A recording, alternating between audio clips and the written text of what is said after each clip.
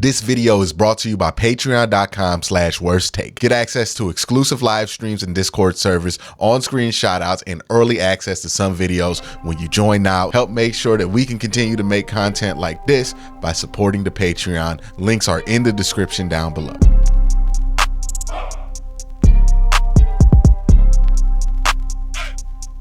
Hey, what's up and welcome to Q&A, the show where I take your questions from Twitter and answer them here in video format. A ton of questions, a ton of things to get into. And if you want to make sure that your questions can get on the show, make sure you're following me on Twitter at KWEN_C and then answer on the question prompt down below to ask questions that have a good chance of being answered on the show.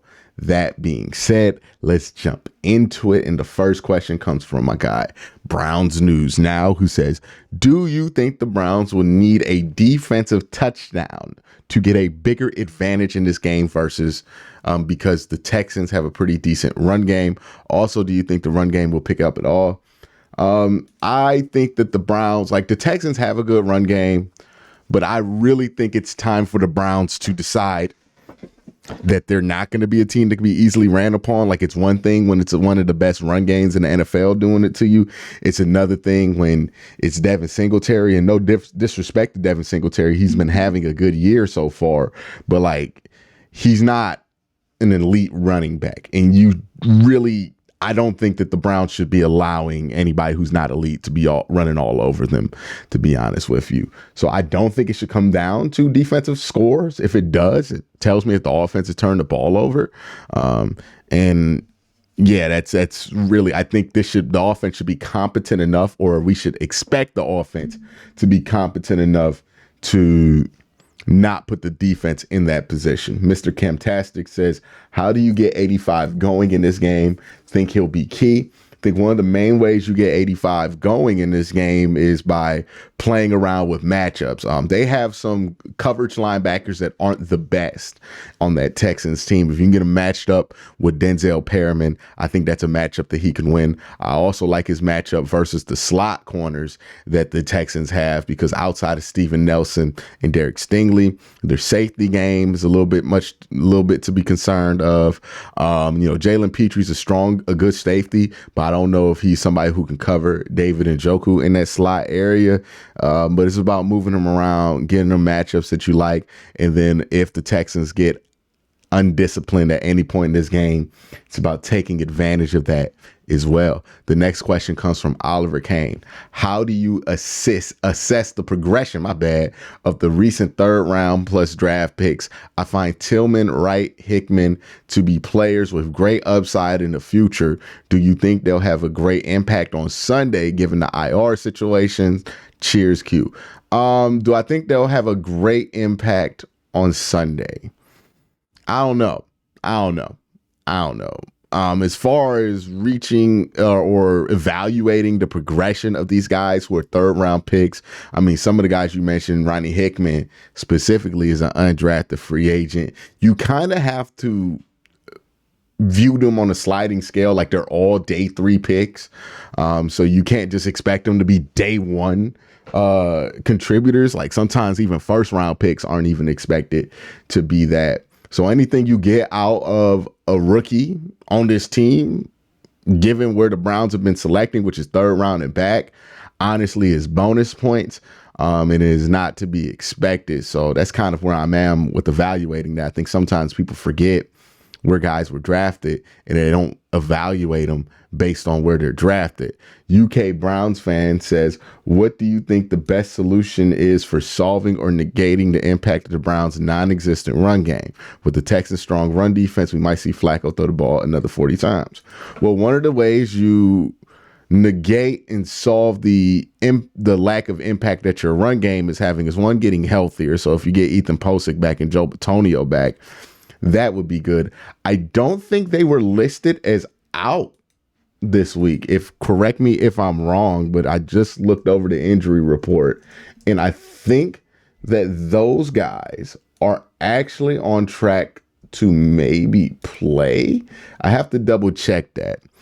But getting those guys healthy will help. But the other part is, those short throws, right? When DTR was in there, they were throwing the ball super short. And part of that was because they had no run game as well. And that was just their way of getting the run game going. So looking at the injury report, Obo's out, Jordan Knasik's out, but at center, Joel, he's questionable, so probably going to play.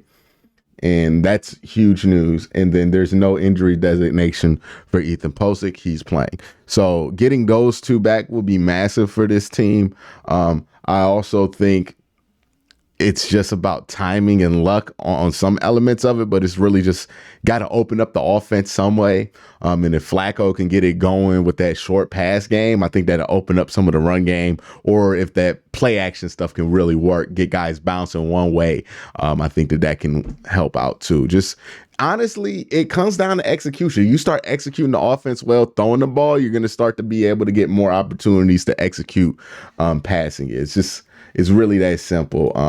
Just execution begots more execution. So whichever way you can start fast, that's really the way you want to go. Mark says, is it just me or does Jerome Ford wait too long until his blocks are set up? I want him to learn to judge sooner and just take what is there. See, that's a catch-22 with a guy like Jerome Ford. Because if this offensive line were healthier, we would want him to do what he's doing right now. But since the offensive line is healthier, it's not really not healthy. It's not beneficial for him to do what he does.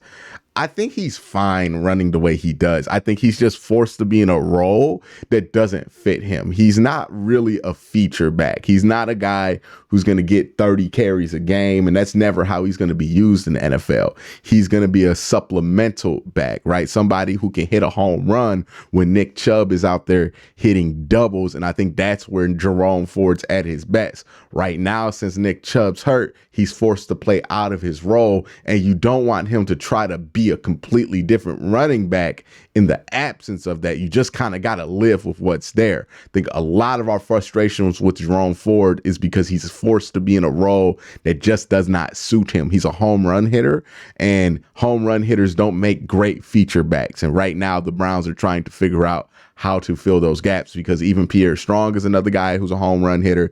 And then Kareem Hunt's kind of like a dude who gets on base by bunting. So, you're just missing pieces. So it's just going to look weird, right, at the run game. And when you have this many injuries, it's just going to be what it's going to be. Shoot says, if Flacco has another 3 turnover game, do you think you still pull off a win? Against Houston, it's probably possible, but you just don't want to continue to live like that. You know what I mean? Like, you just, at some point, you got to play clean football. Like, it's not an option to just keep turning the ball over and expect to win games. I think that's rather foolish if you think that can continue forever. Real Watson Burner says, when was our last turnover free game on offense? Had to be the Arizona game, right? No shot it wasn't the Arizona game. Baltimore, there was a turnover. Pittsburgh, there was a turnover. Denver, there was a turnover. LA turnover. Yeah, it had to be Arizona. It's Arizona. Lance Corporal, Scott, regular season. All right. Not going to put that on screen. Would the expectations change for the Browns if they somehow find a way to win the 1 seed? No, I don't. Look, anything that you get from the Browns this year, I think people are going to see as bonus points. Like, if you get the 1 seed, I don't think you're going to get people who would be legitimately mad if the Browns lost in round 1, or at least mad for that long, simply because in the grand picture of things, like, it's just fortunate to be there. I think we're in a spot to be more appreciative than expected, if that makes sense. Like, we're not really expecting any of this that the Browns have done this year. So nothing's going to really be a disappointment. They blew past expectations weeks ago. So yeah, I don't think there's really any room for anybody to be that disappointed.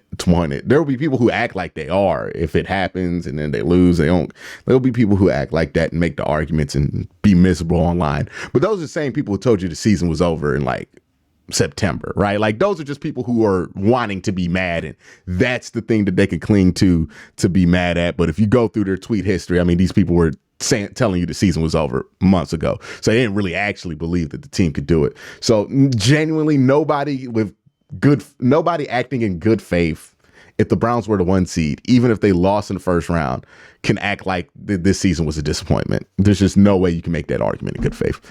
Mark says, what do you think about Tillman since his role has increased? He's been up and down. He's clearly a rookie. He's going through some rookie woes. When he doesn't go through those rookie woes, he's a pretty good player, but still going through a lot of those expected rookie issues that rookie wide receivers go through. Not really sure where he's supposed to be, not really grasping the concepts of the offense, just small things, small little details that he seems to be struggling with. But that's it for this video. Let me know what y'all think in the comment section down below. Everybody have a great day. Have an even better night. Peace.